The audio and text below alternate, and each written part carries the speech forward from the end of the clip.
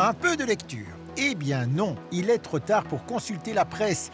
Ces tonnes de papier vont bientôt connaître une métamorphose en forme de recyclage et venir isoler nos bâtiments. Bienvenue chez Isoproc, l'entreprise qui transforme des tonnes d'invendus en une très utile ouate de cellulose. On part de quelque chose qui pour certains est un déchet, c'est du papier journal, ce sont des invendus.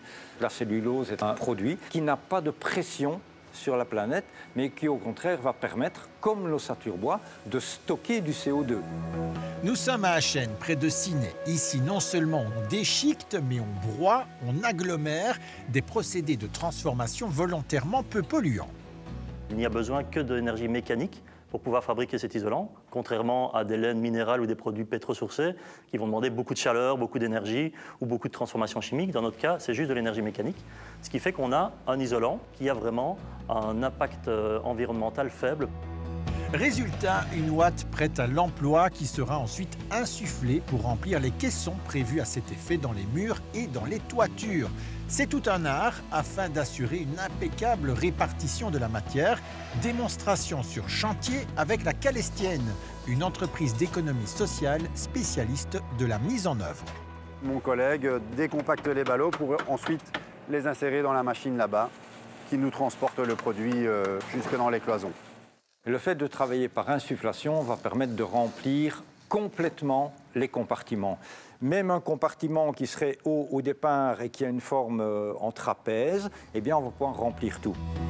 Comme c'est un peu technique, chez Isoproc, on ne se contente pas de fabriquer, on assure aussi le suivi, sous forme de formation destinée aux entrepreneurs et aux architectes, avec stage et suivi sur chantier.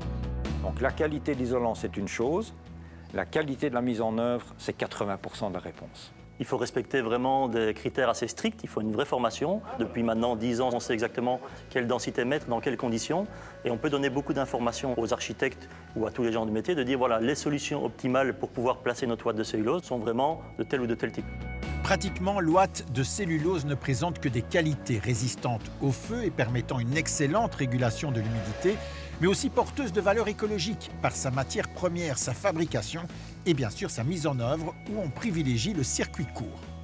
On est au centre de la Wallonie, on a un réseau de distribution 150, 200, 250 km autour de notre usine.